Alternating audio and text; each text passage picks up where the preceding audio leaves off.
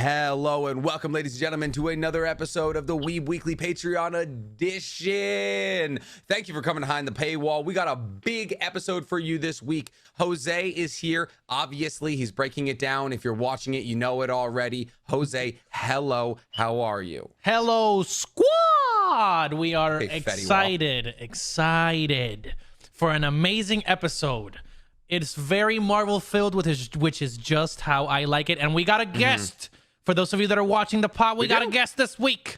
Yes. So before we get to introducing the guest, Mizu, how have you been, my boy? I am ready. I'm gonna let y'all know I have been battling in the trenches for the topic we're about to be talking about right now. Mizu has been. I know. It's been him versus internet trolls all week. Oh man. Yeah. Yeah. Mizu has been boosting my engagement just by himself. By himself. So. You gotta get in there and fight the trolls. Exactly. TikTok creators support other TikTok creators for fighting trolls. That is so bad. If you guys, so bad, it went from TikTok to Instagram now. Oh my God. Twitter, I don't know. You'll be in a Discord voice call before this is over. And if you guys know DC or Marvel fandom and you're on TikTok, you might have recognized the voice you just heard. Ladies and gentlemen, we are joined by the Panda Redd this weekend. Round of applause. Thank you so much for coming on the show. We are all massive fans of your content. How you doing? I'm doing great. Yeah, thanks for having me on. This is gonna be awesome. I fucking love this movie. So yes, okay. Yeah. So this is what we're here to talk about, and it is the Eternals. One of the more divisive, just like movies that we can remember in current years. And the funny part is, it feels like now that we've all seen it for no fucking reason. Yeah, no reason whatsoever. So you said you loved it. I think we're all in agreement that we at least enjoyed it. What about it? Like what were your favorite spots from it? What were your favorite points? Do you think that the hate was unwarranted? People were calling it 100%. slow. Okay, so I absolutely loved it because, for one, they took a team of 10 people, introduced us to all of them. All of them feel distinct. All of them feel new, and all of them feel like full characters. In a 2-hour movie, we got introduced to all of them to an extent that we cared about each of them. Yeah. The storytelling might have been slow, but it wasn't an action movie for most of it. Most of the movie is prep work and trying to figure out what they're going to do. I absolutely loved it because I'm a big mythology nerd on the side of all the rest of the stuff that I do. You and Jose. Yeah, I'm taking a mythology class right now, and half of the stuff they're talking about in this movie, half of the myths there are inspiring are word for word. The main Eternal that they're trying to stop from being created is Tiamat, which is an ancient all-powerful deity that, once the religion shifted a little bit down the line, went from all-powerful creator god to demon god, which is kind of how they portray it in this movie, where it is, they're an Eternal, they're a creator, they create universes, that's what they do. But also, they're the villain now, and it's literally just because we have said they're the bad guy and we need to stop them. Yeah. They did such an amazing job of being able to flesh out all of these different elements in a team that before this movie, I didn't even know anything about the Eternals in the comics. They're very minor characters that you wouldn't even know about. We thought it was impressive when Guardians of the Galaxy introduced us to 5, and this movie introduced us to twice that, all of them feeling unique and us being able to understand their relationships and where they are in the world. That is an impressive amount of filmmaking. Yeah. No, it was awesome. And especially coming at it from it with just being the star-studded crew that really, I mean, a lot of them specifically Angelina Jolie, I believe, came out absolutely crushed it. Swinging. Yeah, fantastic. The mix of battle queen meets dementia patient, acted perfectly. So and obviously Mizu, Jose, what did you guys think about it before we move on from first impressions, obviously? Yeah. Mizu, I'll let you go first. I'm going to say this. Is this what it feels like being on the other side of The Last Jedi? You know, everybody just universally just hated that film. And you got those people who are like, oh yeah, I like the film. Everybody just got on them. I'm on the opposite side with Eternals. I love this film. Yeah. I thought it was amazing. I thought it was different. I loved every single part of it. To the point where I heard all the arguments that I've been hearing, and I can understand it. But for me, I was just like, I didn't see that. Oh, it was too slow. Like, I didn't think it was slow. I was glued to every scene that they were. I was glued to every scene. Yeah, I liked everything. Even the slow parts felt interesting. Their dialogue, their interactions, like all the characters, like Panda was saying, was freaking rememberable. Especially shout out to the valet, Kingo's valet. Yeah. Who was there? That Fantastic job. 11. They introduced us to 11 characters, all of them that we actually enjoy. That is mind-boggling. And he was prepped with the cameras every single time. Exactly. He was the MVP. For real. And definitely what Panda was saying, that they took an obscure group. Mind you, even this is created by the legendary Jack Kirby. And even then when it came out, it wasn't even that popular. Even it had Jack Kirby's name all over it. And even when it came out, people didn't really care. Yeah. And the fact that Marvel was able to take on such an obscure group of people and try to bring them to the forefront, it's still a feat in itself. Like how you were saying earlier with the Guardians of the Galaxy, they took a group that barely anybody knew and then turned them into something now into a household name. And now they try to do that with the Eternals, and they did a good job for what they were working with. Absolutely. Yeah, I mean, Jose, we've heard that we love the pacing, we love the acting. What did you like about it? I love this movie. I gotta say, I think we got a 4 for 4 this time, pulling it like Wendy's. Yeah, pulling it like Wendy's. I am a huge no free advertisements. No free. Yes, true. Big facts. Make them pay for that. Exactly. I would have to agree with everything that has been said so far. I'm also a huge mythology nut. So as soon as I heard like Tiamat's name, I was like, oh, it's literally chaos, because that's literally the equivalent of in Greek and Roman mythology, like it's the Babylonian goddess of chaos, the name Tiamat. So I was like, this is exactly what this movie's gonna do to everybody that's seen it, because I'm just gonna put out a hot take, but I don't think it's hot. Fuck it. This movie is not deserving of the worst MCU rating ever. I know reviews are biased. I know reviews are biased. I know reviews are well, not biased, subjective. Subjective. Yeah, reviews are subjective, right? And especially in the Hollywood business, it's mostly done by white men in the press, right? Cis white men. This movie does not deserve to be slandered as the worst Marvel movie ever made, because this, in no universe, real or imaginary, is this movie worse than Thor 2. Iron Man 3. Or Iron Man 3. Like I would say the only it's fair to have criticisms, but I think it's ludicrous to hate this movie, because visually amazing. The cinematography was very impressive. The score is amazing.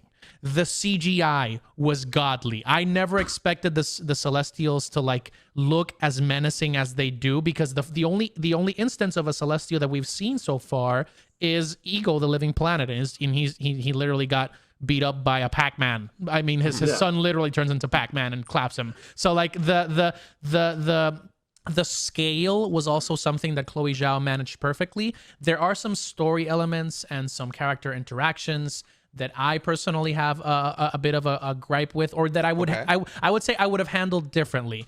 But in terms of in terms of the I thought we were doing first impressions only. Or okay, you know what? Continue, please. You want me to go balls deep? I can go balls deep if you want. The field is still yours. Give me that first impression before you take me to the second. So I would say visually, as an auditory medium as well, this hit all the boxes. Like there was nothing that I wanted to complain about, and I felt like Mizu, right? I was glued to every part of the movie, because I wanted to see how each character would react to the absolute storm of things that we were going to get at the end of the movie, because they explained the emergence. And we'll get into spoilers territory soon, but I would say as a preface, this movie at a minimum is a 7 out of 10 because of what it did. You and Angry Joe agree. At a minimum, a 7. My rating is a 7.8 or 8.1, just from the start, depending on what you feel. I do think we should touch on the fact that while it is a fantastic movie, there was story elements that weren't perfect. I don't want us to come across as biased here, obviously. We'd all love to work for Marvel, but like I think at the end of the day, the story element that stuck with me in terms of things that they could have fixed was the 2 villain thing. Like, Three villain to a certain degree. One, Bill Skarsgård, absolute man behind a mask. I mean, Jesus, can we see the man's face in one movie ever? The credits are scrolling. My best friend sitting next to me, he goes, Bill Skarsgård. Oh my God, I was like, he was absolutely Crow. Yep, he was Crow. Okay. Right. So him being Crow, and then like Icarus being like the Benedict Arnold, and then like kind of like the Mega God, the guy who makes the Superman, Celestial. evil Superman. True. Yeah, yeah. And then there was what's the big old red dude? What's his name? Asterum. Asterum. Yep. Asterum. And so there was a lot of different bad guys, which I felt like took away a little bit. Like it was nice, like Angelina Jolie getting her reverse Crow fight, awesome. And then Icarus flying into the sun at the end, also awesome scenes. But I think a more divisive like look into one bad guy, and then building a story around along that would have been better. What about you, Panda? What like is there moments that like weren't perfect that you would have polished out? Yeah, so I kind of agree with you in the villain thing. I would have been okay with two because I feel like Icarus and Asterum are kind of the same. They tie into each other to a certain extent. I don't feel like Crow needed to be his own bad guy, and I feel like they kind of wasted Bill Skarsgård in that role, if only because he shows up halfway through the movie with his actual voice, disappears right after that, and then comes back at the very end in a fight where his appearance is literally even a surprise to the characters, where they're like, what the fuck are you doing here? And then one person handles him. Yeah. And then they don't ask. Meet me in the cave. And then they don't talk about him again. Yeah. It feels kind of like a wasted opportunity for him. I would rather the deviants in this, and I'm just gonna go into spoilers with this one. I would rather the deviants in this be just animals if you were going to handle them, because the way that they're set up when Icarus says like, oh, there'll be a distraction, yada yada yada, yeah, that's exactly what they are. In a story sense, while we're watching the movie, they're kind of a distraction from what is obviously supposed to be happening on the other side. So as soon as the emergence is introduced, the deviants don't really fucking matter anymore. And as soon as they don't matter, the story kind of sidesteps them, which is fine, but don't give them don't put Bill Skarsgård in the MCU and make him fucking a side character who shows up for 5 minutes and fucks off. Like he is an amazing actor. You could have done so much with him, and it's just kind of a little disappointing. And the only other thing that I have like gripes with is just kind of all right, this is probably because I want this character in the MCU, and they kind of pushed it out of the way. Adam Warlock. Adam Warlock is going to be in Guardians 3. I'm not worried about that. Okay. They kind of blew their load with Galactus because at the very, very end, so the deep spoilers, they use Galactus's visuals on an Eternal. Like they have the shadow in the sky with the glowing eyes. That's Galactus's thing. That is, so if Galactus was to ever show up now, it would just be, oh, he's an Eternal. Okay, we've seen this already. People will be like, oh, you know what happened in London a week ago? Yeah, this is just a weekly show thing they're doing now. Yeah, that's my only thing, is because that impactful visual of, oh God, what the fuck is that? And then and then the world's about to end was kind of just used for a cool visual, which is fine. I know it's just a me thing where I'm like, I want Galactus, damn it. But as soon as I saw that, I was like, okay. That's fine. That's okay. It's cool that they did it. It's nice. It's a nice visual. The giant head next, the size of a planet. It's beautiful. It's a beautiful shot, but like, it's just more like, okay. Okay. That's a choice. I mean, we're gonna it seems inevitable that we're building towards Galactus, correct? At least at some point, I feel like if they're going to put the Fantastic Four in there, then inevitably he's going to be somewhere down the line, especially with how much Marvel is focusing on space with a lot of their movies. I feel like inevitably Galactus is going to show up. I think they might have used that visual as kind of a sequel bait of maybe he might be an Eternals villain. Like, instead of being a force of nature like he is in the comics, maybe he is also in he's an antagonist. He's a celestial that the Celestials send out to destroy creations when they get too out of line, which would be like Earth. So maybe that's why they reference him with the big shadow in the sky, because again, that is very much a Galactus visual that's not really used on any other villains or even the Celestials, because the Celestials are usually like primordial beings in space that you don't really see all that much. They're just out like making suns and gravity wells. It's a row of people. It's a row of figures just doing stuff. You never really actually see them interacting with stuff. So that's a Galactus visual through and through. So also, did it upset anybody else that they were like, the destruction of Earth could literally bring billions of people to life? And I was like, that's kind of an equivalency because there's already billions of people on the planet. I think they could have fixed that by kind of upping their numbers a little bit. It would be countless. Just use the word countless. It could be the destruction of Earth is preventing it, will lead to countless lives being lost. Created. Yeah. I was like, how? Like billions. There's already 7 here. Mm-hmm. This is an inefficient equation. It's not a huge number. I will say. All right, I have a small thing. Small gripe. This doesn't matter. It's just a little thing in the movie that made me go, wait, but okay. So at the end where she's like, I have enough power from the thing to give the Omnimind. The Omnimind. Omnimind. Yeah. I have enough power to give you mortality. And it's supposed to be like, oh, it's because you have all of these experiences that this is the entire reason that you don't want to be an Eternal anymore. That's great. Mm-hmm. That's fine. I understand that story arc. My one thing, right behind her when she says that, is Festus, who has a husband and a son at home who he is now going to outlive forever. He is going to watch both of them die. And you just gave mortality to the kid who just tried to fucking kill you while your best friend is back there with a husband and a son that you just doomed him to watch them both die, and they never touch that. Like, you had that ability and you gave it to the traitor. Mm-hmm. I'm confused. That is also the thing is, Festus was like, I'm not using my powers anymore. And he was like, so he already pretty much resigned being an Eternal in order to like live a normal life with his husband and son. But that being said, if anybody's going to figure out how to undo the Eternal curse, like he said, actually, if you think about it, technically, he said the creation of his ring stops them from taking in the cosmic energy and starts them degenerating. So with that ring, he actually might be able to die. I'm hoping for his family. You want a sequel? You want a sequel? I want a sequel where they talk about him and his family. Damn it! That's literally it. That's it. I want like a rom-com, and we'll all hang out. So Jose, Mizu, I mean, we've talked on our gripes. Do you guys resonate with the same points, or is there individual new things you didn't necessarily love? You can go first, Mizu. I definitely agree with the whole deviance thing. I think it was kind of unnecessary. Especially after finding out, because as soon as Icarus turned coat, I was focused on Icarus. I totally forgot about the deviant. Like, there's an evolved deviant on the loose.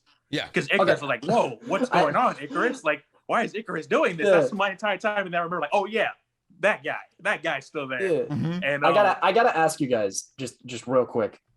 Did any of us, while watching, not immediately be able to tell that Icarus was a bad guy the second he showed up? Yeah. The exact second he showed up and didn't show any emotion towards anybody, I immediately was like, what's your deal? He also seemed too powerful, and he was like explaining where he had been, and he was like, you don't know who I am, and all these things. I was like, I had a bad feeling. He's just he was too smoldery. The smoldery ones are always the bad guys. You're too handsome. Get your two-face out of here. I'm sorry. I definitely agree with that. And to a point, but I'm not gonna lie, I think I got distracted by Druid because one, I mean, he's already set up because one, the way he's looking as well, he's always seems like freaking mean as well. And of course his whole power is that he can control people's mind. First of all, I feel bad for him because like think about it, your entire power is that you take over people's will. Mm-hmm. And it's kind of hard to be a good guy with a power like that, or at least like my hero, mentally stable. It's like my hero. It's like the quirk you're born with, like negates the person you grow up into. Exactly. So I felt bad for him, especially that whole scene when he's seeing like the Aztec Empire fall amongst his eyes. Yeah. And he's just like, yo, I can fix it just like that. but y'all won't let me do my job. Like, and I'm not gonna lie, I was like, okay, this dude, I'm keeping my eye on him. And plus, I'm not gonna lie, it's kind of alarming that when we find him, he's in charge of, let's be honest, a commune. That's a cult. Like, that's a fucking cult. It was Jonestown with better plumbing, is what it was. Like, for real. Like, and of course, he justified it by saying, "Oh, I've been protecting these people in the Amazon." I'm like, okay. I mean, it's still kind of sketchy. Like, you have them in the middle of the freaking Amazon. They also had a lot of guns. Every cult has a lot of guns, but they had more guns than your average cult. Yeah. But yeah, I had my eyes on him the entire time. And of course, I had my side with Icarus. But I'm like, something about... And plus, I'm not gonna lie, the trailers made it seem like he was going to be the bad guy. Every time he showed up, always had his arms crossed, looking very menacing, saying really interesting shit. He's always wearing black and red. He's always in just the bad guy look. He's also one of my favorite actors. He's been in a lot of movies recently. He was in this Netflix movie called Gentle with Horses. And he is an incredible actor. Everything I've ever seen of him, I loved him in. So yeah. I definitely agree. And I'm not gonna lie, at the end of it, I was like, I'm intrigued to see. I was like, I was upset that when I thought Icarus was giving him the business, I thought he died. I was like, holy crap, did he actually kill him? I didn't want him to die. But he lived. But I was happy for that. I was like, oh, thank God. So Jose, was there any points that you didn't love? Oof. Okay. There's a couple of things. First, I love what you guys all said. I will respectfully differ from Jay on Galactus's end, because I think this He's also a big Galactite. Yeah, I love Galactus. Because I think this is a great way of elevating the stakes and being like, okay, these people are super menacing. Because for those of you that are listening that don't know, Galactus is a force of nature in the comics, but he's also run fades to the Celestials. Like, he's taken them on all at the same time. Like, so it's really cool to see, okay, if Arishem looks this menacing, I can't even wait to see what Galactus would do. Like, once he gets here. And he'll use it. And he'll be like Black Air Force One Ultron and literally chomp on half your galaxy if he wants to. So I would agree, yes, they kind of took the Galactus appearing trope out of the equation for like suspense purposes. But once we get to see him, or at least the eyes, like the eyes and the silhouette, it'll just like people will go nuts. In terms of the cosmic side of it, it's kind of cool that they're taking a different approach, because the emergence itself is an explanation of how the Celestials reproduce. It's basically alien god reproduction, and it's counterproductive, but at the same time sets up a lot of cool parallels. Because if, for example, like Galactus is born out of his interaction with the Big Bang, and he literally just becomes a force of nature. In this case, you're literally just exploding a planet to do so, which like draws parallels from the comics, but changes it in a way that they can add more stories on top of that. Like, they can layer and layer and layer, which I think is cool. So changing the comics is something that I found positive from the experience. From the negative side, it all has to do with the characters. Number one, Kingo. Bro, Kingo was my favorite Eternal from the jump, but tied with Cersei, and the fact that they used in the comics, or in terms of in the movie. No, in the movie. Okay. And the fact that they used the most interesting part of him, which was his moral conundrum. Because like, he was gonna be the like, I mean, Kumail Nanjiani was gonna be like the funny center of the movie, right? You hire a comedian to act in a movie, he's gonna be the heel, exactly. But he also had that moral state where like he is not going to cross that line, right? He's going to be loyal until the end. Unlike Icarus, right? So the fact that they used his moral conundrum as an excuse to leave him off the battle completely at the end, was really I don't know why they did that, if it was just for like to show his conviction. But I'm like, bro, you kind of like dropped the bag there, because it could have been cool for him to fight Icarus and then to like, because he's like the loyal fighter, like the loyal proponent of Icarus versus Icarus, and like that moment of realizing the mistake, because that's what Icarus does. Spoiler alert! Like, he just realizes that what he did was like nah, I don't want to kill Cersei, and then he just ends up helping the freaking Eternals. So what was the fucking point? That was the other thing. Icarus's motivation makes no damn sense, because I mean, you're not gonna stop the Celestials' plan itself. You might have stopped the emergence, but you are not gonna stop the Celestials by yourself. So what the fuck was the point of literally killing off half your friends if you're gonna help them at the end, and then just like do a pull a deuces? Love. That is my third one. 5,000 years married to someone and put some lasers through their head. Okay. That is, yeah. Go. I was gonna say this is my third, and that's my third one is the love trope, because it's not Spike. I forgot. I literally forgot her name like right as I was gonna say it. Oh, Seriously? No, the Sprite. Yes. Yeah. Small. She is the perfect character that you could have used to explain the human condition. The perfect character, because but think about it. She's the one that's questioning immortality. That's the question that like human beings will always be fighting 500 for, years. Right? Yeah, because like, but That's how much I would take. 500. That's the thing, right? So humans are always like we are on an endless quest to our own demise, and we're just trying to find the good silver lining moments during that journey, right? She is exploring the same thing, but she feels different because she was made as a child, so she cannot experience by her own just her body composition. She can't experience what other people experience. She can't grow old. She can't have a family. She can't grow up and be like and embrace who she truly is, because she's always going to be treated as a child regardless of where she is in the universe, because in all universes things are born and then they die. And in this movie, instead of exploring that by itself and being like, no, I don't want to do it because my plan was always to be a human. I don't want to like serve as a pawn in a Celestials game. It's like, I always loved you, Icarus. I was jealous. I've been envious of Cersei the whole time. It's like, why you do this? why you do this, bro? I definitely agree. I did feel like that part with Sprite. And I think it's also because from the anime spirit, I always never liked the character who's like ancient but looks very young. What's it called? They're lollies. It's just lollies. I don't like that. And then the whole thing of her liking Icarus, like, granted, I get that you're 70,000, like you're 7,000 years old, but millions of years old. Older than that. Millions of years old. Like, I don't know. Like, please. Like, I'll also say I'm not a huge fan, or I didn't believe the love triangle at all, because I know that the actor who plays Icarus is an amazing actor. He's really good at what he does. So is the actor who plays Cersei. So is the actor who plays Sprite. All of them are very, very good. But Icarus is like Stonewall the entire time. Yeah. He doesn't really show any emotion unless he's talking about the Celestials. And Cersei doesn't, like, they do their best to make it feel like those two actually have any chemistry at all, but I don't feel it. Personally, I don't feel it. It doesn't really feel real to me. And then they introduce Sprite loves Icarus. They don't talk about it.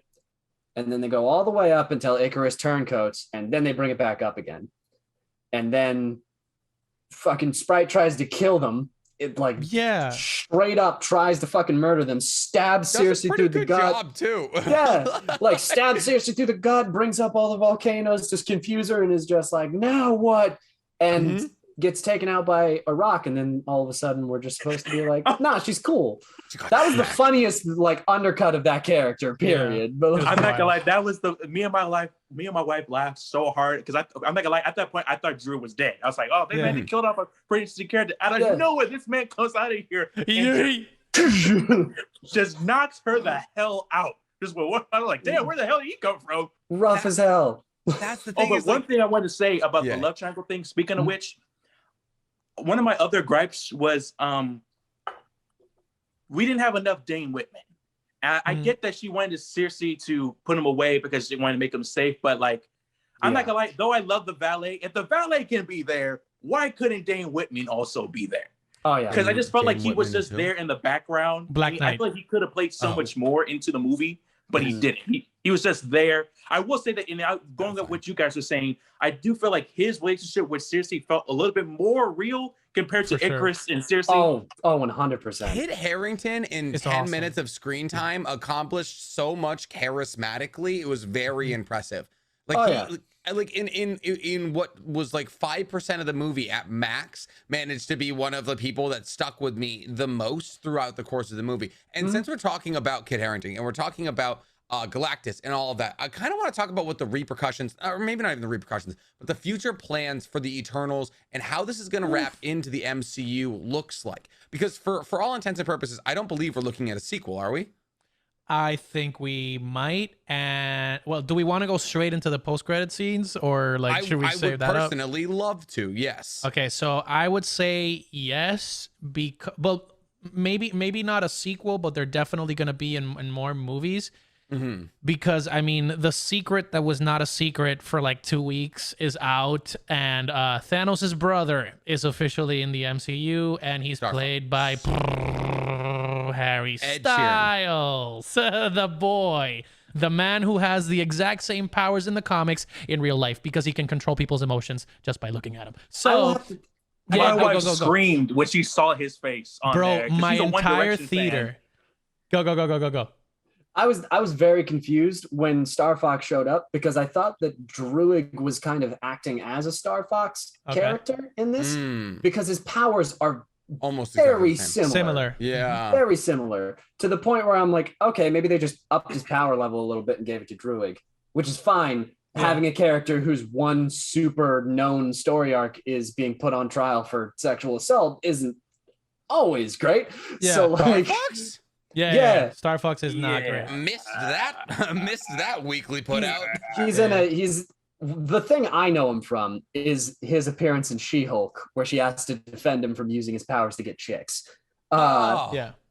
I love late 90s. Yeah. I think it was like early mid 2000s. Oh, even better. Good. Yeah. More tone deaf. All right. It was bad. Ooh. But yeah, Star Fox comes through, and we also get the what's this called? It's not a troll. It's the his Pip. Yeah, Pip Goblin? the troll. Yeah. I think it's Pip the troll or whatever. He's basically his right hand man. He's actually portrayed by Patton Oswalt, who was like a really good choice for that type of. I recognized that voice. I knew I recognized that voice. So I'm super excited to see him come back. But I'm super. I'm very intrigued on how they're. That's what I'm gonna say. That's what I was just about to say. Yeah. Because I'm very excited to see where they take this, because for those of you that have seen the show, we've been theorizing this for a long time. Why the hell did the Eternals not stop Thanos? Because Thanos is, for all intents and purposes, an Eternal. He carries the deviant gene. So that's why people were like confused, like, what the fuck? I mean, he is a deviant. Why didn't you try to help him, like help the Avengers? In this case, also his plan very much jeopardized the birth of Celestials. Exactly. So with those are the biggest questions that were left unanswered by the movie, and I think by the way that they set up Star Fox, they're gonna try to find where they are, and by find where they are is probably gonna be trying to go to the World Forge, and that's just gonna open up the entire Pandora's box on the cosmic side of Marvel. Okay. So I would say yes, they're going to show up. No, I don't think they're going to get a sequel because of how polarizing the movie was. Yeah, probably. So I mean, and since we are talking critical reception, and so Black Knight may make an appearance. I don't know. I wouldn't be surprised if the one person that spirals out of this is honestly Black Knight, because I think Kit Harington, like I said, put a very charismatic role on it. I don't know that much about Black Knight. Do any of you strong, strapping gentlemen have the wits and wherewithal to explain to me what that man's storyline is? Go, Mizu, go. Yeah, go ahead. I got nothing. Okay. So the pretty much the gist of the Black Knight is that he is the descendant of the original Black Knight from the King Arthur stories. Okay. So the not enemy the to Monty friend, Python stories. Not the but the enemy to friend of King Arthur.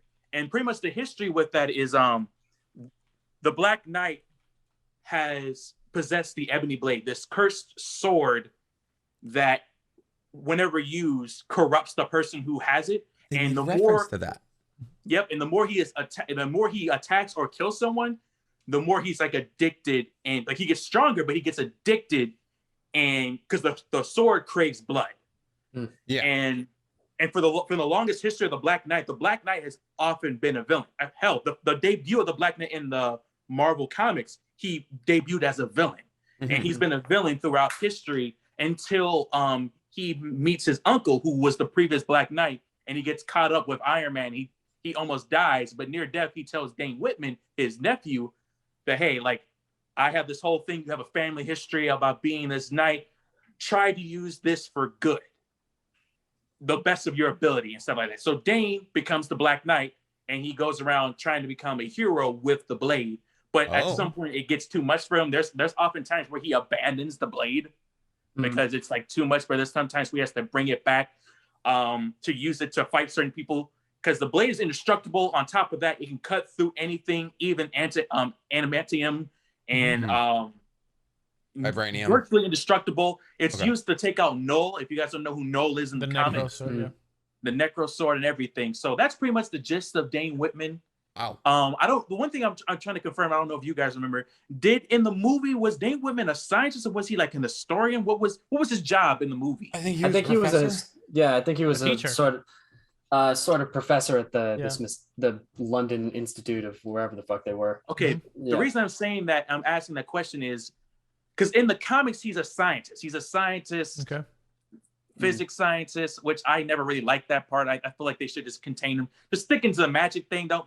That's just my opinion. But anyway, I want to know if they stuck with that, or did they change it to make him more of a historian of some sort? Because I think that'd be more interesting if he has, like, he studied King Arthur legends and stuff like that. But I don't know. But anyway, that's pretty much the gist of the Black Knight.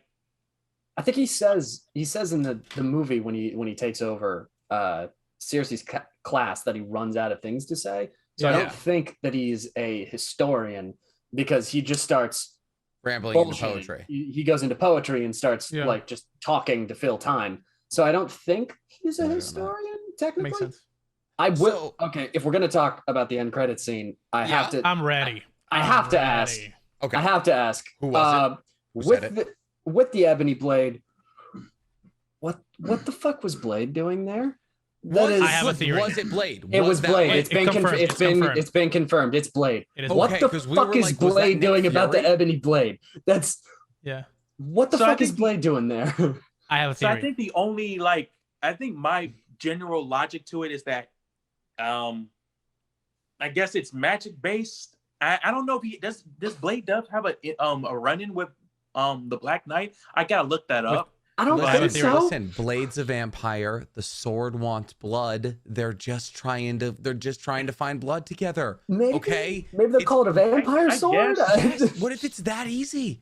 Hmm? What is it? Go ahead. Say your theory, Mr. Theory Man. Go, Mizu. Oh, I was gonna say that you can see a little hints with Dave Women, because he says that Cersei gets him a relic of his ring. So, you found a relic of my family's ring. It gave little hints about his family history. On top of that, like I said, with the sword, on the sword it said, "Death is my reward," which is a hint at the sword. First of all, shout out to them doing the sword. I like how they did it. I like the movie version and the comic book version. Yeah, it looks so cool. It looks possessed. I feel like if he touched it, he's gonna cut himself. It looks like a Horcrux, bro, with like the black just like going through, getting close to where his fingers are. It's like a Venom. Oh, it's awesome. But that's all I gotta say. That's a Harry Potter thing, right? Yes, sir. Yes, sir. Yes, sir. Yes. Anime guy here. I love it. No, I've seen very few things. Yeah. I've been gushing over the end credit scene, and I wanted to discuss it with you guys because I think we are about to get it's about to get Swifty up in here. I think this is going to be the perfect Rick and opportunity. Morty yes, sir. Within a Marvel reference, within a Harry Potter reference. Okay, yes, nuance is key here. This is going to be, I think, where we get to that point of the multiverse being a thing. Because first of all, I think in December we're getting Spider-Man. This is where most likely the multiverse will become will come to a start based on that. Well, not a start, but like an expansion based on the spell of Doctor Strange. We also get Doctor Strange Multiverse of Madness, which will throw everything into a loop. But I think they're setting it up for Blade to be a crux or a pivotal key point in merging the Spider-Verse. Why do I say this? Because Blade is Blade is intertwined with Morbius. Morbius is the reason that Blade can walk in the sun. Because so for those of you that don't know Blade, that are watching us, or sorry, yeah, listening or watching us, Blade was born a half vampire, half human hybrid. A vampire drained his mother of blood while she was in pregnancy, and he was born in London in 1929. And he developed the powers of a vampire until he meets Morbius. Once Morbius bites him, he can't be turned. Like part of Blade's thing is he can fight all the vampires he wants. He's fought Dracula hundreds of times before. The thing with Blade is that he can't be turned because he's already a vampire. So once Morbius bites him, the vampire gene reacts differently, and it makes him a sunwalker. So that's how Blade becomes like Blade essentially. He can. Okay. So my thing is, when does this movie happen? Because we don't know, we don't have clues when how does the Morbius Blade thing come to the Ebony Blade whatsoever? Because that's what I'm trying to say. Like Blade, the scene takes place in the daytime, which means that at this, like, if they're going by the comic book origins, Blade has already met Morbius in this moment. Oh, that's what I'm saying. Okay. So if you see that's why I was like okay, how does this work? Because Blade is walking in the sun. For that to happen, comics logic wise, he has to have been bitten by Morbius. So is Morbius already a part of the MCU at this point? When does this movie take place? There's a Morbius movie that's planned, right? It's coming out. That's the thing. Year. It's like, what the fuck is happening? Yeah, and Blade doesn't come out until 2023, the actual movie. So and we have a couple of unlisted entries, Marvel projects. Remember? Yeah, Marvel projects that we haven't gotten names to yet. So it's a possibility that's one of them. And God knows it. Like if you were trying to do a tie-in with Black Knight, Morbius, and Blade, that'd be huge. Way. I can't believe we're getting back into vampires. Vampires was such an early 2000 things with like Underworld, 90s baby, Wesley Snipes. Yeah, exactly. So we've talked about the post-credit scenes and what we were hypothesizing there, and how we don't see much of a future for these things outside of maybe the Black Knight. And the unfortunate reality of that is because there was things that some people in this world consider polarizing, which were not. And actually, probably the most beautiful moment in the entire movie to me was the exploration of Phastos' relationship. Phastos' relationship, his familial bonds, his loss in humanity, and the fact that love and of his family and his husband brought him back into it. Okay, my biggest thing is here. We're now looking at, unfortunately, like trolls winning in this situation. Like a good movie being tanked because of people being afraid of what was a beautiful story being told. What does this, my biggest and deepest fear is, does this back Marvel into a corner to be like, all right, we learned, like, we can't do that again? Or do we double down here? Like what Jay, it's a hard way to like form a question, but do you understand where I'm coming from? I get what you're coming from. I think Marvel follows the money because they're Disney. Of course. Disney follows the money. Yeah. So I think this movie is still financially succeeding. Critically, it is. It's pretty divisive, but financially it's doing very well. Even with it being banned in certain countries, it's doing remarkably well. Yeah. So in my mind, I honestly think that Marvel will go, nah, fuck you, and continue with it. Hopefully. I don't think that they will touch it as hard. I think what they will do is they will keep the idea of it, like they'll keep Festus the way he is. They won't touch Festus. Yeah. I'm a little worried for Wanda's kids. I'm a little worried for like Scarlet Witch, because both of Scarlet Witch's kids are bi. And openly, but I think Billy might actually be gay. I'm not sure. I don't remember. One of them is married to Hulkling and is like the co-emperor of the Skrull Empire. Like they're I don't think that they will be as open about it. I think it might be, I'm pretty sure we're probably going to backstep a little bit where Disney will probably pull some move that they did with like LeFou in Beauty and the Beast, where they were just like, no, my God, he's gay, we promise. And then the only thing they show is him dancing with a man. I think that they're going to do some stuff like that, which is horrendously disappointing, but also that's just what happens. So that's, I mean, in comic book circles, you learn to just kind of grit your teeth and go, trolls fucking suck. Guess we're going to keep moving and keep trying to push stuff forward, which usually ends up working because, I mean, hell, comics are extremely accepting to people now. So that's, it's moving in a great direction. So I think that Eternals was kind of like a punch where it just went, no, we're going to have a character who has a family, he has a husband, he has a child, he's perfectly fine, and he's a main character. And the next movie, I think it'll be a little bit more of a jab where it's just like, they're bi. Look at the hands. They're touching. Like they're gonna have two men holding hands or something, and then they're gonna count it, which is and like pat themselves on the back and be like, good job. It's disappointing, but I think we made 3 steps forward and 1 step back, so we're still making progress, just slower. I don't know. I subscribe to the kind of Malcolm X if you don't pull the knife out all the way, you didn't pull it out at all sort of mentality. There's no progress until the healing starts. So in my mind, it's really disappointing, the reaction, but I also have the realistic interpretation of going, I think that this is still going to push them forward, if only a little. It'll still push them in the right direction, and I think it'll start getting better, but I don't think that you're going to see it immediately. What about you, Mizu, Jose? I mean, like, obviously, like, and here's my thing. Fastos wasn't like waving a pride flag. No. He wasn't like, it wasn't at like the pride parade, like breaking it down. Like, he was just a man with a husband and a child. And that was it. It was not in your face. It was not a front. It was, and if it was like, if he had a wife, they would have kissed. It was the same shit. It was a beautiful moment. I loved it. I shed a little tear. It was fantastic. And the fact that it's I believe his husband was Iranian, if I'm not mistaken, like an Iranian, like black, like gay couple. It was just a great moment for representation.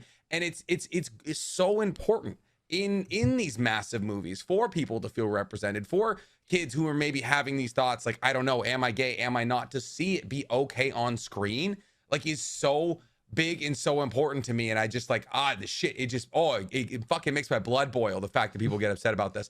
But Mizu, Jose, what do you guys see for the future of the MCU? So in the beginning of the podcast, I said that I was in the trenches, and the reason I was saying that is because of this very topic. One thing that is very apparent and very annoying is that when we see these rollout of both MCU films or just comic book films and just comics in general, you always got those few who will claim, quote unquote, forced diversity, forced inclusion. And there are people out there who will convince you that, like I said this in the last part too, there are people out there who will convince you that this movie is bad, not because of, maybe bad pacing, bad writing, bad character development. No, they will convince you that these movies are bad because they decided to be diverse. Yeah. And that is the wrong mindset in it. And I'm not gonna lie to you, and I was right too, because I went on YouTube and like my YouTube feed is all over the place because I like to hear from different perspectives. And of course, I'm already seeing videos.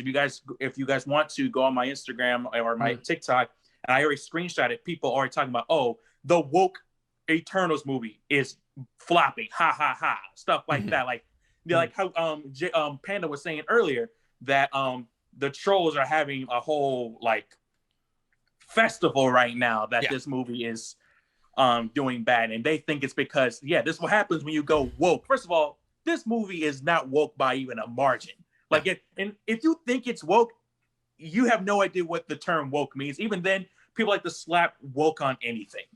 When anything that's different. If it's not directly hateful, it's woke. Yeah, exactly. Like, if no one's being hurt actively, Yeah. I mean, think about it. Look at both, including Shang-Chi. Both Shang-Chi and Eternals were already labeled the forced diversity movies, the woke movies. This is, the MCU is finally going woke, and there's a problem. And they were already talking massive shit about Shang-Chi, but guess what? It was great. Did both well, critically, financially, on like audience. And you notice that the trolls didn't say anything because they had to double down and back up on what the hell they were saying. But unfortunately, with Eternals being very divisive, they feel like they got to win in this. And that's the part that irritates me, because we always have this conversation about forced diversity. You always hear the argument that, for me at least, is getting numb to the whole, I hate when they change the character. Don't change the character. How about you just display actual Black, gay, female characters instead of changing the character? And to me, I understand the argument initially, but the more the deeper you go into it, it's very disingenuous, and it's just a talking point. Because if you truly cared about seeing those characters, then why don't you put your money where your mouth is? Because I don't see you guys going out your way buying these comics. I don't see you guys going out your way. Exactly. I Go don't see fucking you guys subscribe to Black Sands right now. Yeah. And stuff like that. Like you guys don't do that. You're just saying that so you don't look racist or sexist and stuff like that, because you feel like you're making a good point when you're not, because you don't care. Or like how some people would say that, make a new character that's gay so I don't have to look at it, kind of thing. Like that kind of stuff. And that's the part that irritates the hell out of me, because Jose made a video talking about this, and if you looked at his comments, these people were like cesspool.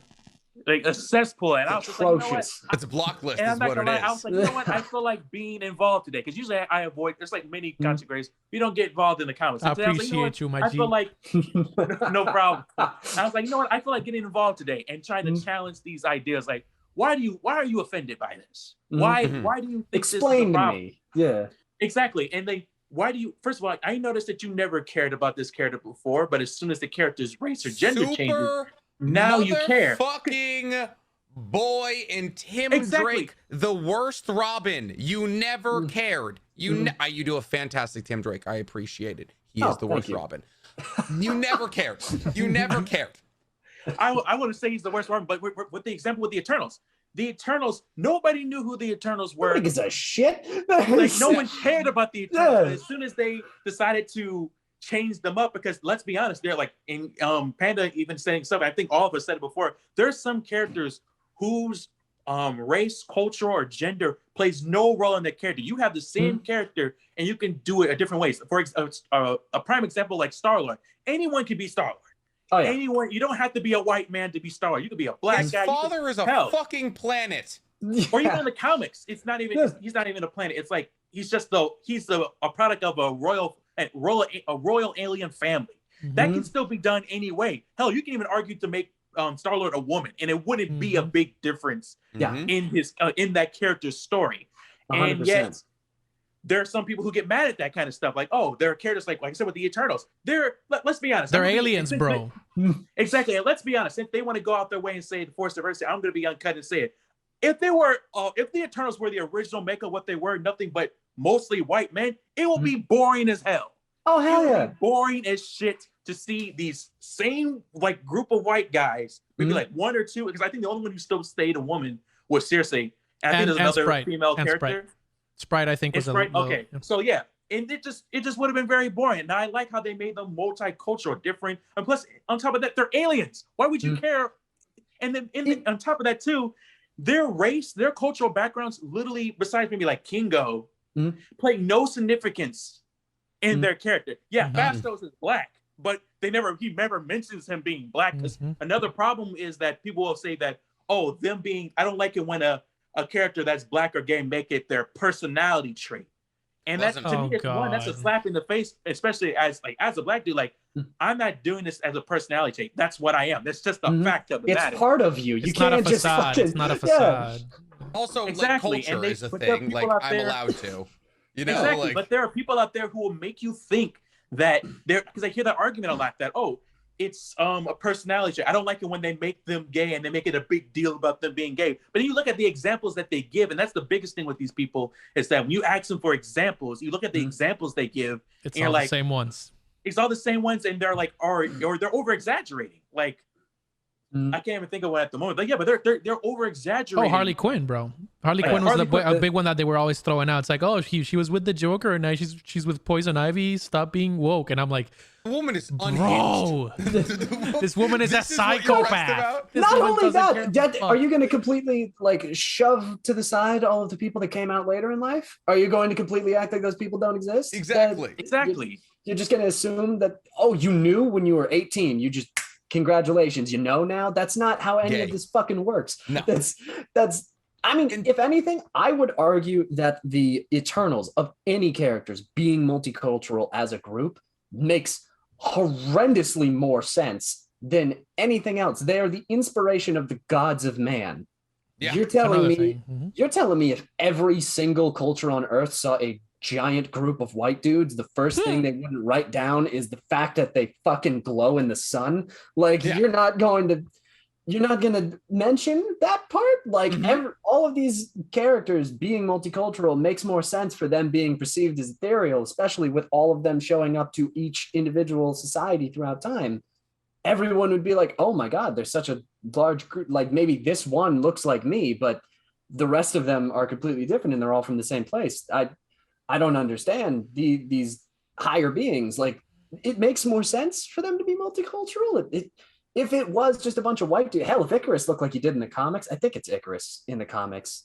Is he the one that has the 3 red circles and the blonde, like bob cut? Yeah. In that would be fucking ridiculous. You're going to tell me that you'd rather prefer that? That's what you would... Diet Adam Warlock is literally what he would be. Okay, hold on. I got to talk about it. Not inaccurate, actually. Do you know? I think you might know, but do you know the actual like real world history of how the Eternals came to be in the comics? Like the kinda. Yeah, the Jack Kirby bit. No. Okay, so around a little while into his career, Jack Kirby got just fed up with working at Marvel. He was just like, fuck this. I'm not getting enough credit. I'm not getting enough of anything. This is bullshit. Fuck it. I'm leaving. And he left and he went to DC where he wrote The New Gods, which is Darkseid and Orion and Highfather. And he did a great fucking job. And he did a great fucking job. It's an amazing fucking concept. So he wrote that and it got massively popular. People fucking love it. And that's over to the side. Marvel starts realizing, oh shit, we let the goose that lays golden eggs just fucking fly away. Yep. We might need to go and fix that. So they eventually go over to Jack Kirby and they go, hey, buddy, we'll pay you just a shit ton of money. Just please come back, baby. I'm begging you, please. And he comes back and he still wants to write New Gods. So he just goes, fuck it. And Control-C, Control-V and creates the Eternals, which if you look at the fucking Eternals are starting to make a lot. Yeah, it's actually the concept makes a little bit. It's pretty fucking close. Starting to click.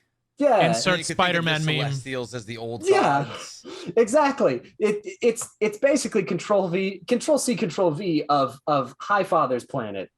And just okay, I'm gonna bring the New Gods specifically. I'm gonna leave Apocalypse over there, but the Deviants are still basically I'm also the parademons. Parademons, yes. Yeah, the Deviants are basically parademons, so we're just gonna put this over here. And it's basically the same thing. Hell, they're even literally new gods because they're the gods of old. They keep getting made. Yep.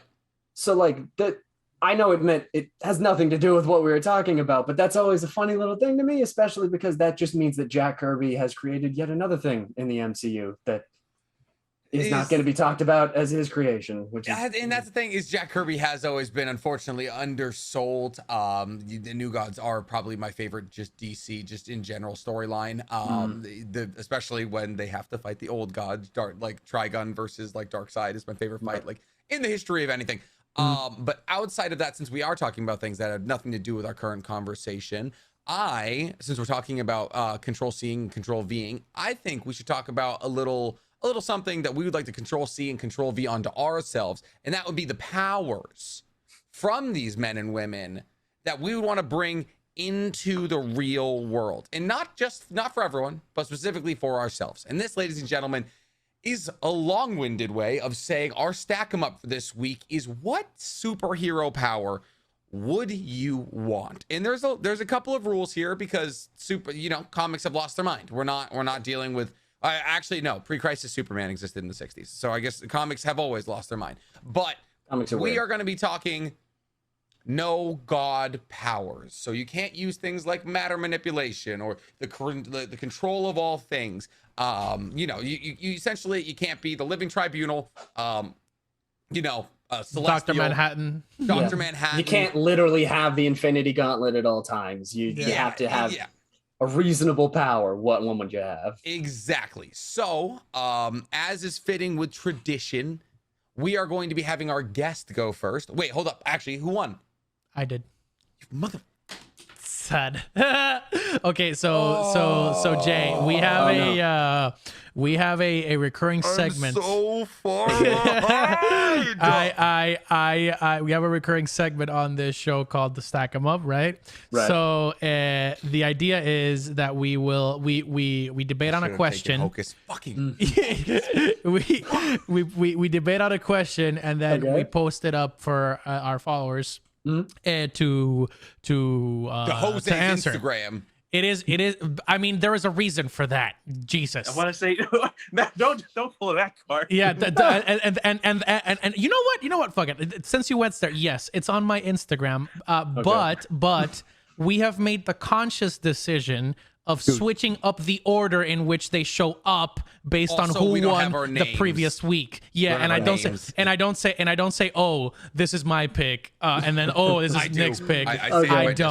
I don't. So like I have been very, very impartial with this. So we get. I mean, the only reason that Ghostbusters is first is because I won the last one. So fuck you, Nick. So basically, the last week's Stack 'em Up was what is the best Halloween movie, and we had three selections. I picked Ghostbusters, which had 66% approval for yes. We had Halloween, the 1978 original, which was Nick's pick, and that had 60%. So it was close. 60% yes, 40% no. No, it's not 500 votes. No, it was not. It was not. It was 40 votes, but it wasn't. We just didn't get that many votes compared to the last week's. And then finally, Alien was the last Halloween movie, which got 53% acceptance, which I would say is the first week in a while that we have had some blowouts recently. Yeah, it's the first week in a while that all three selections have had over 50% of people say yes. Because in the previous weeks, it's been like that previous week was destruction of people being like 8 to 5 to 4 right now. No, it's 8 to 6 to 5, 8-6-5, I think. Okay. 8-6-5. Yeah. So I get third then. Yeah.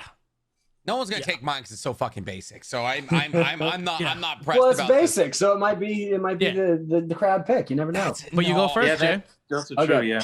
All right. So I have been in college for the last 6 years of my life at this point, and because of that, my pick would be Taskmaster's ability to learn anything just by watching it once.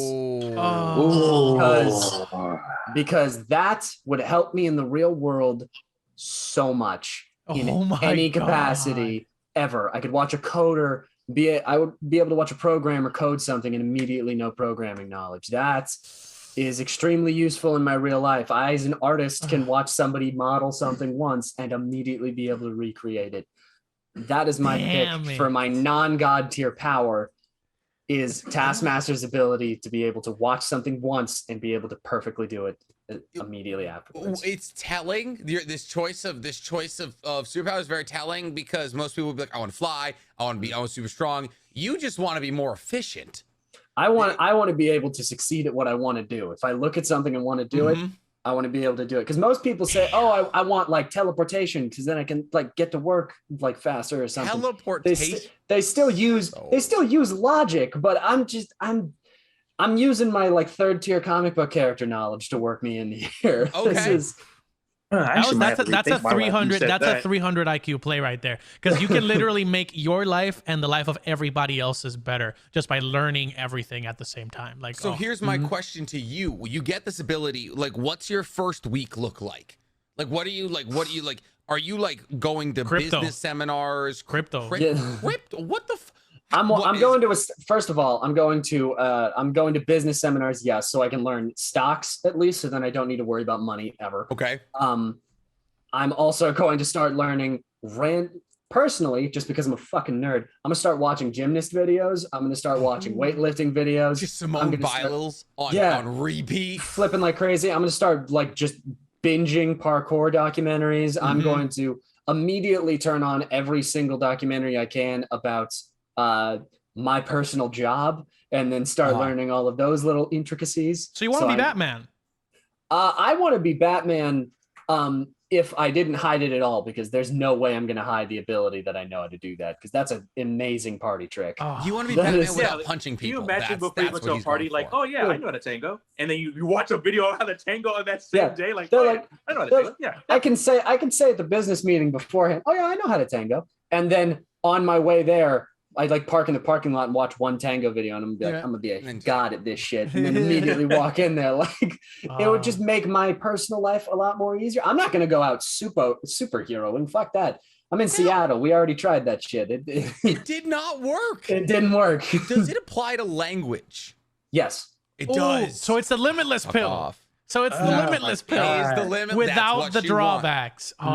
Well, technically, it's just it's limitless. But at the end, if you wanted to just use, there's a character named Cypher in X-Men.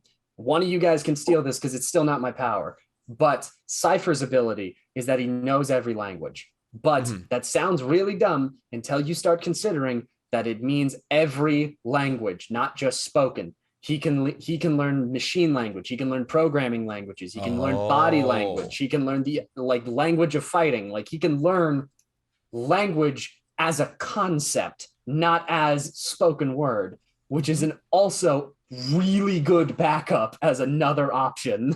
Learning how to do Muay Thai. Are you referring to X of Swords? Yeah, he was an X Factor first, and now he's an X. Yeah, now he's in X of Swords, and he's really fucking good in that. I think there's a scene in that comic where he like fights like 7 people because he just dodges them, because he can read their body language immediately and know exactly what they're gonna do.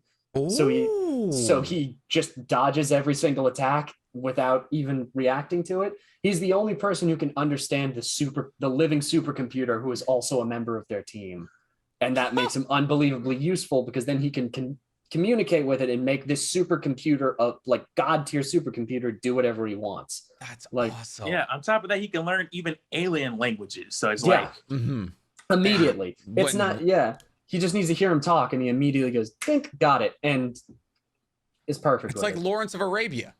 It's like when he's sitting around the fire and he learns English. I know that since you're talking about like characters like with like kind of like dumber, not dumber, obviously, because that's an incredible ability, but you said like it sounds dumb.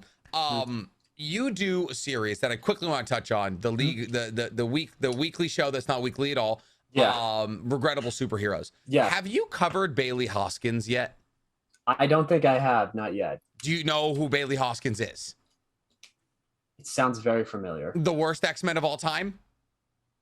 Okay, he's from Earth TRN 656. Wait, is he the guy who can explode once? Yes. Yeah. Yes. He's the guy who's like a universal nuke, and he can only do it once. Yes.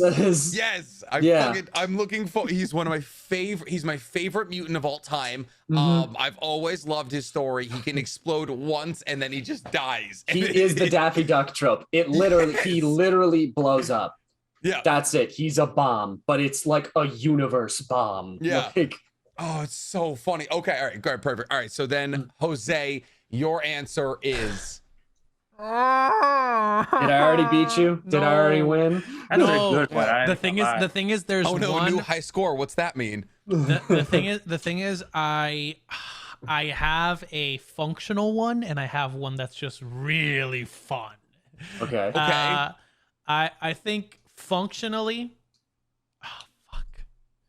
where do I take this? Okay, so Oh, are you gonna pander? Oh no.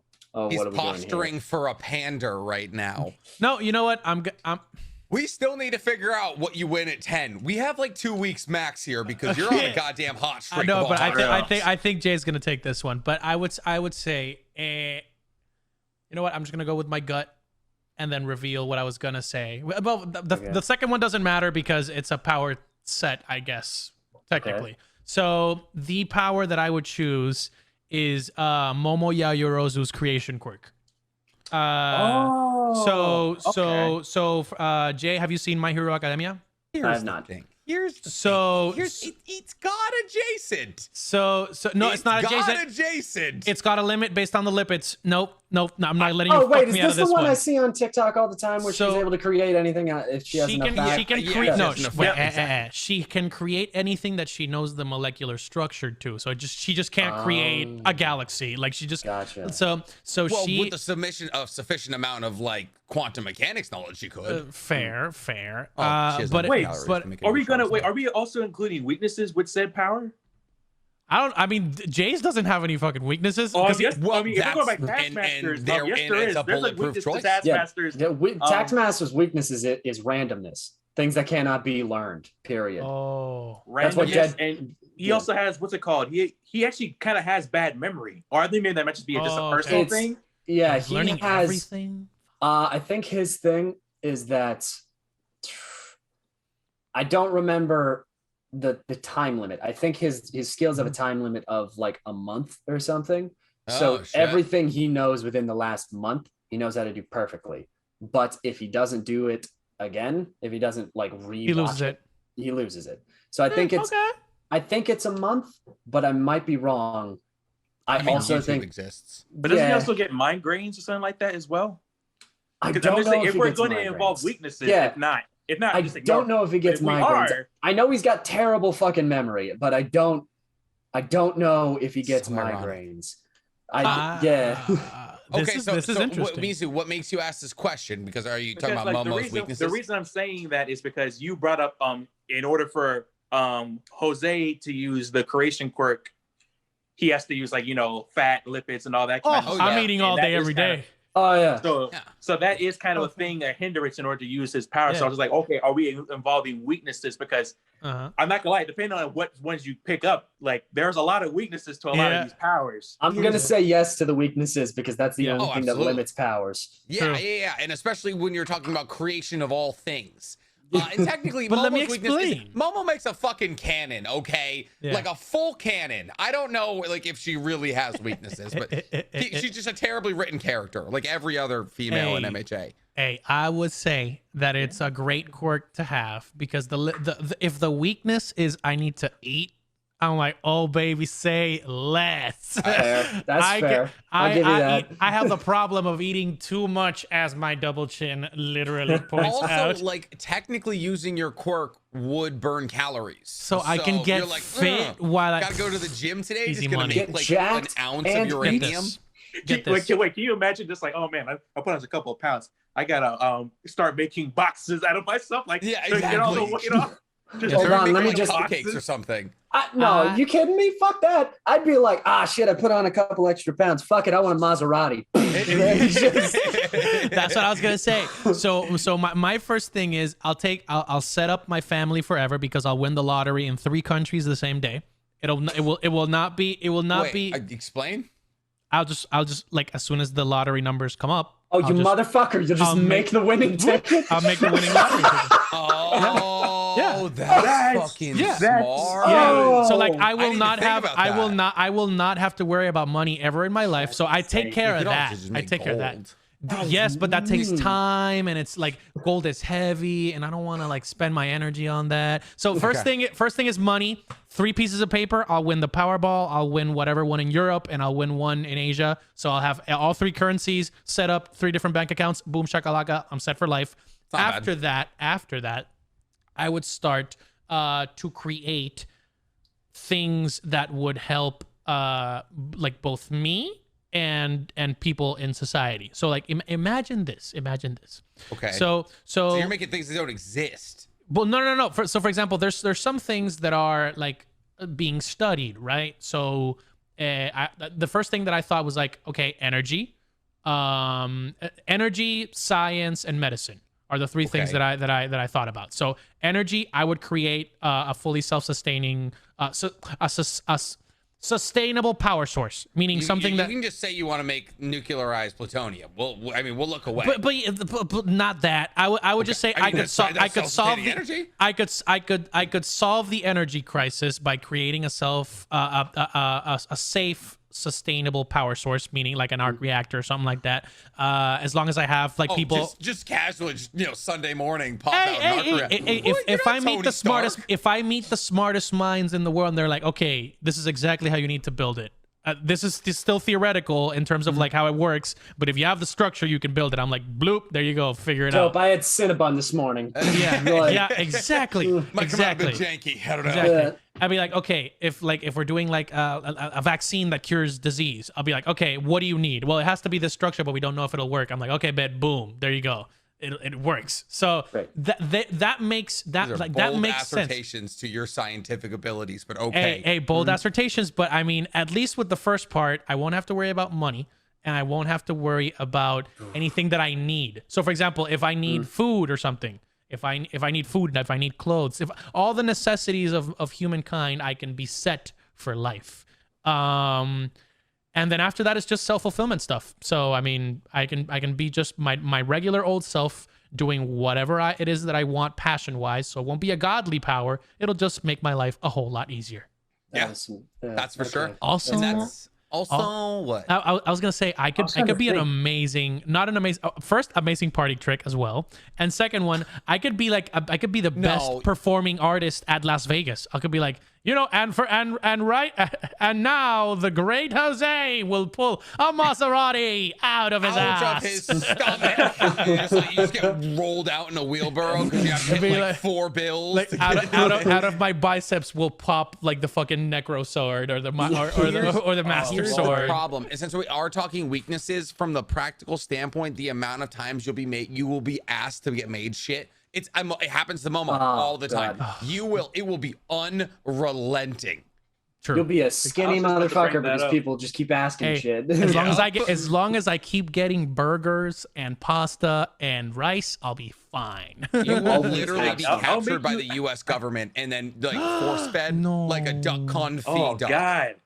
I'll pull out a ray gun. I'll pull out a ray gun. Go full out Call of Duty. Pew pew pew. I guess. Why did you bring that up? I'm just saying, like in a heartbeat. Experimentation. At least Jays will be undercover. All right.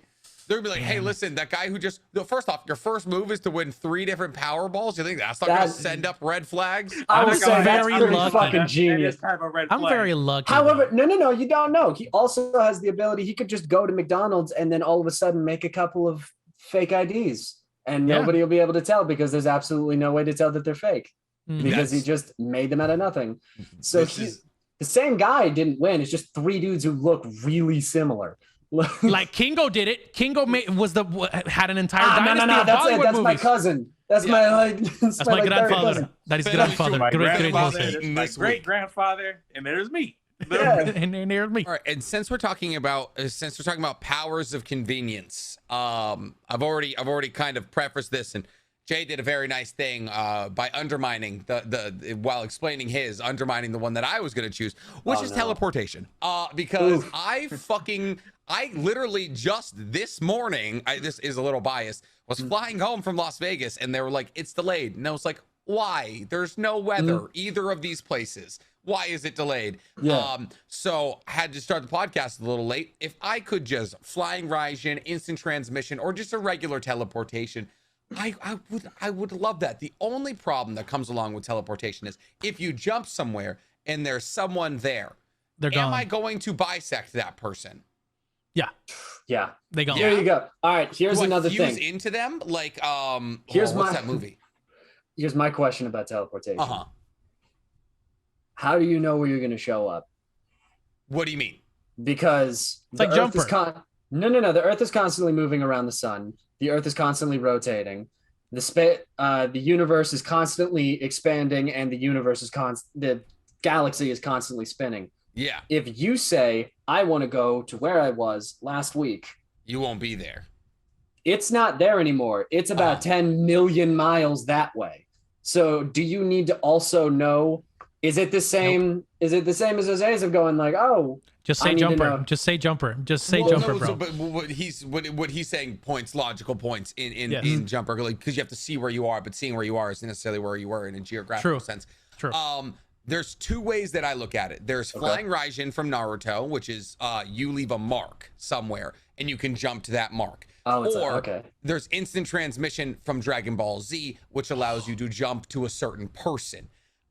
So I would, of those two things, would much prefer Flying Raijin, which is just Flying Thunder Guard technique. Essentially, I can go somewhere. I could go to my favorite restaurant. I could leave a little mark, and then I could jump back there. I could go to Las Vegas. The problem is there's a lot of work that has to get done in the fore half of this of this event here. I have to now go to Japan and leave a mark in my favorite my favorite skiing mountain there. So I can get there, but that's good. That's a couple $1,000 ticket. I have to ask for a tour of the local bank's vaults, and you're like, oh no, whoopsie, slip, mark. Now I'm back. So like that's a lot of pre-planning with this. Yeah. Listen, if I get, it's very effective. It is very effective. I'm going to steal. Oh, if you get superpowers automatically warrant stealing. Yeah, unless you have mine where you can just create the gold. Realistically, most humans are morally ambiguous. You're just inflating shit. That's not.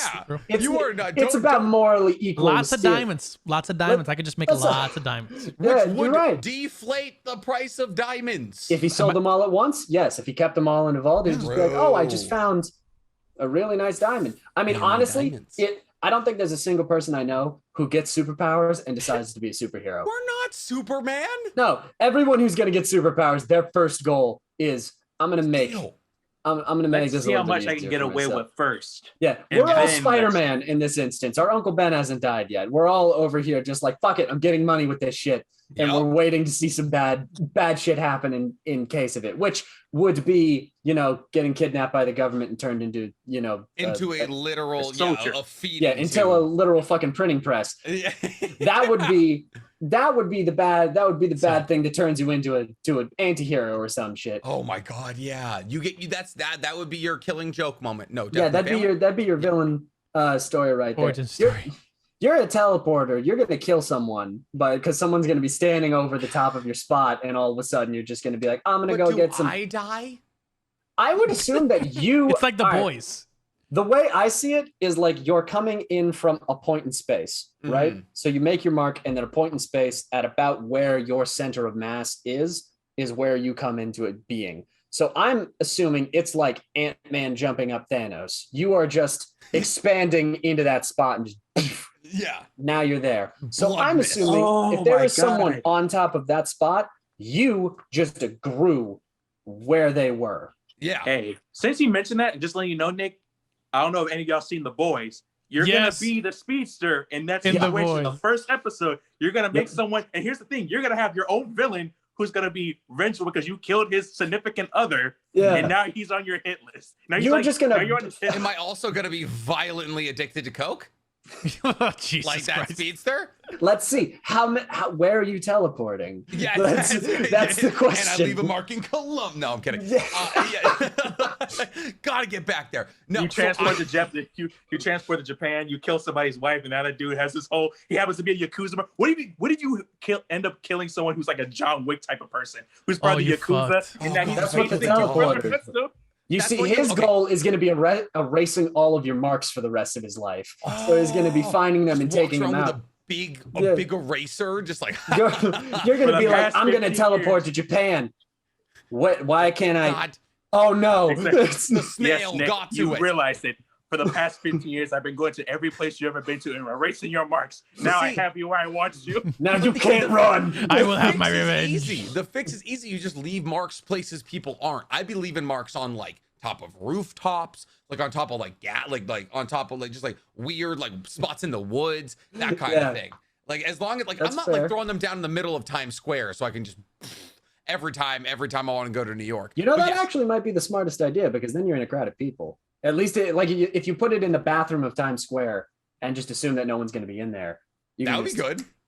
Appear in the bathroom and then walk out. No one's gonna question. Unless someone's in there and they're like, then you're like, I have to kill you. But yes, now I gotta kill you. Sorry. Yeah. That's. I hate traveling. That's what I'm doing. Teleportation, easy stealing. Mizu, what is your choice? Bring us home. So it is. Oh, well, I was gonna go with one that would be interesting, but since you guys brought it up a little bit, and since Nick kind of messed around and talked about flying Raijin in, which is a reference to Naruto. Yes, it is. I believe there is a special ability that I believe that will be amazing, and that will be Shadow Clone Jutsu. What is the Shadow Clone Jutsu? God The Shadow Clone Jutsu is the ability to not only copy yourself and you make almost a realistic illusion of yourself, and I'll say it's pretty much real until you hit a certain amount of force on it, then it disappears. Or you want to get rid of it. And in the real world, no one's punching each other. And exactly. So unless you are that kind of person who likes to, have Black Air Force energy and you're always fighting people, then maybe the jig will be up at that point. Yeah. But besides that, and another cool thing what goes into pandas is that in Naruto, the cool thing about the Shadow Clone Jutsu is that, say if I'm in my room right now doing this podcast, I did a Shadow Clone, and I am going down learning karate. Once that Shadow Clone disappears, the knowledge of that clone goes to me. Yeah. So it's a great not choice. only. So here's the cool thing. It's pretty much. And Naruto uses them to throw them at each other. Exactly. Not only do I understand the information given to me, I can also be at multiple places at once. Oof. Yeah. One of me's in college clutch. right now, but he's really fucked up, so I can't have him despawn yet. He's giving me no useful information currently. And think about it, and it's very useful because say like I don't want to go to work today, I can just send my Shadow Clone and go to work to go do the work for me, and once he disappears, I have all the knowledge, so I won't be going to work blind as hell. What happened? Okay, here's a question: does any of the damage transfer? The fatigue, anything? No, just the knowledge. Unless they use the Death Reaper seal, but that's. He wouldn't know. But however, it depends. Actually, I think only moderate. No, even then, even another cool thing is that it's not as detectable. The only person who was able to detect a Shadow Clone, and I guess in the series was Madara. But besides that, no other person can detect a Shadow Clone. Yeah.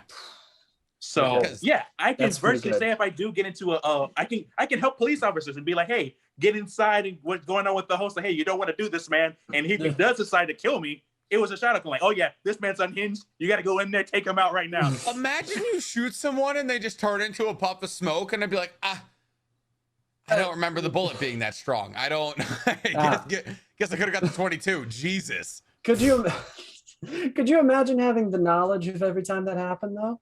Oh, that's tough. Oh yeah, can you imagine if you're walking down the street, I get killed by a murderer who's just stabbing the hell out of me, but I don't feel it, but I know what happened.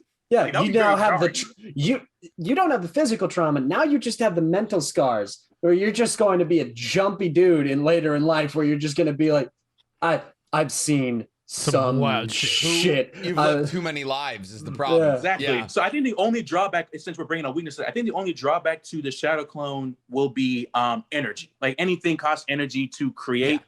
So I'll say a regular ninja in the series, because unlike Naruto, because main character, OP power, he can do a fuck ton. Yeah. While the average person can do up to 2. And even then, 2 is still very good. Yeah. Especially when it gets certain things done. But again, it costs energy. So if I overdid, I could die. There's one other downside, and it's very front loaded with time, because if you want to learn anything, if you want to learn it, you still need to learn it technically. So like if you wanted to gain knowledge of something, like I said, like one of your clones goes to college, you're just gonna have to wait for him to get back. Like 4 years. That's 4 years. In 4 years. I'm happy that you brought that up, because in the series, another cool thing is that is true with one clone, but if you have more than one clone doing all the same task, it actually triples your learning. Yeah. For example, Naruto did that when he learned the Rasengan. He learned how to do it by making copies of himself, and they were all doing the same training. Okay. So when he finally disappeared with his clones, he basically, what took him realistically would have been like maybe like a whole month or a year. He did it in less than a couple days. Yeah. Okay. Yeah. So, but granted, no, I will still have a limitation of having only 2 shadow clones. But even then, I can learn Triple whatever your task I'm output. doing. Granted, you make a good point with the college thing, because I wouldn't realistically be able to, even with 2 shadow clones, I won't be able to learn all college that fast. Yeah, and it will take time. There'd be certain things that you wouldn't be that it would take some. You'd be like, oh I can only make 1 clone right now because the other one is off learning some arbitrary task. Jutsu or some shit. The thing is, you could finally start streaming because you could just send the other one to work. If I had shadow clones, it would be a problem because I wouldn't do anything. I'd have one making YouTube videos all day, I'd have the other one streaming all day, and my ass would be playing Witcher 3 for the 18th time. Hell, I have one to make edits because I hate editing videos, and I was like, I'm gonna get. I got a question. Does the shadow clone have to obey what you say? It's funny that you say that. There's a filler episode about this. There's a filler episode where the shadow clones revolt because they're like, you're always making us do the bitch work. Usually like within canon information, yes, they do everything you ask them to. Within filler information, maybe not, because they fight back, and then like they're like also like that's the only time they ever disobey. What, Mizu? I was gonna say they are sentient. Like if there are versions, because they're not exactly, they are you, but like say if I had 2 of myself in here, we won't be all saying the same thing or thinking the same thing to a point. Like of course we will think to, like, if I tell them to do something, they'll do that. But like we can all have a conversation with each other and it won't be weird. All I'm thinking is if you want these guys to do the grunt work, I could just imagine. I know myself. If even I would be mad. Yeah, if even I told myself, hey, I'm gonna chill back here. I'm gonna get a cheeseburger and I'm gonna play this game. Could you go do my classes for me real quick? I know me. Me would tell the other me, how about you fuck yourself and you go do it. How about I have the fucking cheeseburger? Guess what? I will give you the knowledge of that cheeseburger and you won't have the calories for it. So how about you go to fucking class and I will play your game for you so you experience it. I definitely agree with you with that one. That's why I chose Shadow Clone and not the quirk in My Hero Twice. Because Twice has that similar problem. Yeah. The thing is, though, would you run into Twicean situations where you forget which one is the Shadow Clone and which isn't? Like you have like this like actual identity crisis where if you get hit, you're afraid you'll disappear. Here's the thing. I won't think so. Because I'll be like, am I the real one? I'll just punch one of my shadow clones, and if he disappears, then I'm like, oh yeah, I'm the real guy. How much damage can yours take, though? Is it the amount of damage you can take, or is it the amount of damage? It's a solid punch. Could you imagine you just have a fucking knife and just like shank their arm real quick, and they're just like, ah! What the hell? Fuck you, dude. Okay, guess I'm the shadow clone. Sorry. So here's the thing. So for those who don't know, I'm in the military, and I can imagine if like I'm doing like a job and I'm like outside, next thing you know, I trip and fall into something, and they just notice, my whole battalion knows that I freaking disappeared, and they're like, what happened to I can't say her real name, but what happened to the sergeant? Where'd he go? And that would be so confusing for everyone involved. Yeah, I mean, it's a good choice. Like, I would almost feel bad. Like, it's like I'm a dumbass. Like, I would be like, I don't know. Maybe I'll just go do it. I was like, you guys just hang out here. I'll this is coming from the person who's perfectly okay with possibly making someone explode if they teleport. Listen. That's outside of his 14-hour flight. I don't want to be that jerk. Listen, they're not me. If I'm teleporting into someone, that's just someone else's issue. Okay. If I gotta tell me to do something, I'm gonna feel bad about it. Exactly. So everyone you don't know directly is an NPC. It's fine. You have superpowers. Obviously, you're the main character. At so that point, we're okay. That's fucking funny. All right, so guys, you can vote for who's got the best answer to our superpower conundrum. We had Jay with Taskmaster's ability to copy any ability he sees. We had Jose with Momo's ability to create things within certain confines of caloric acceptance. Mine with teleportation, and Mizu's with shadow clones. Jose, where can they find that Instagram at? I'm Tropical Joe on Instagram. I will be putting it up in my stories as a poll, and you can vote for all of them. That'll be up once this episode is live. and then you can tell us why the creation quirk has the best. See, this is The tampering. absolute best. This is tampering. Because the only weakness is, oops, I gotta eat more. The Cheesecake only Factory. weakness for mine, I have no weaknesses. I don't have any memory issues. As long as you don't have Alzheimer's and forget this question, you should be fine. Fair. The only weakness is you're going to be the reason they built Area 52. Okay, That is very you are true. going to be the. I'm Your only fine. weakness is running from the government. Your Yeah, life is I'm very fine. your life is the Hulk show. You're Yes. gonna have your own sad theme song of you walking away after your life burns down. That is not Lord. Yes. Okay, so please vote in the Instagram. That's all we got, if I'm not mistaken. Jose, Mizu, do we I have think we're talk? good. Hell yes. Jake, thank you so much for joining us. It's been a lot of fun, dude. Absolutely, yeah. If you could tell the followers where to find, if you guys are in like living under a rock and don't know where to find Panda Redd, please tell them where to find you. Yeah, I am on basically every social media at the Panda Redd, ThePandaRedd. Everywhere. I am primarily on TikTok, but you can also find me on YouTube, Twitter, Instagram, I'm on all the socials under all the same name because no one thought to steal it. That's a great. I wish I had that. I wish I had the situation because I am Nixie Comedy at TikTok, NC Hammer 23 at YouTube and Twitch. I'll probably change it to NC Hammer 23 on the TikTok at some point or another. Just put out a big video on the Phantom Troop on YouTube. So please go watch it because it's not Naruto content, and I'd love to post more of that. Jose, where can they find you?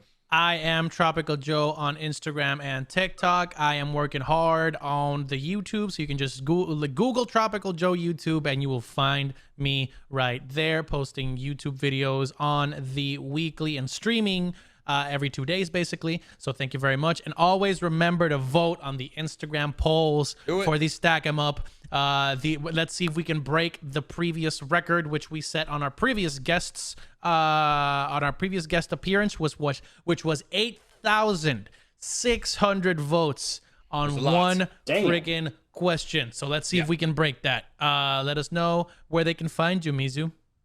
You guys can find me on Mizu Shogun on TikTok, Instagram, and YouTube. Shout out to all you guys who subscribe to my YouTube. I started off by only 150 followers, but as soon as I made that video talking about it, I shot up to 500, with 532 to be exact. Starts. Nice. And yes, little stuff still matters. The little victories do matter, and I appreciate that. I'll try to post more content.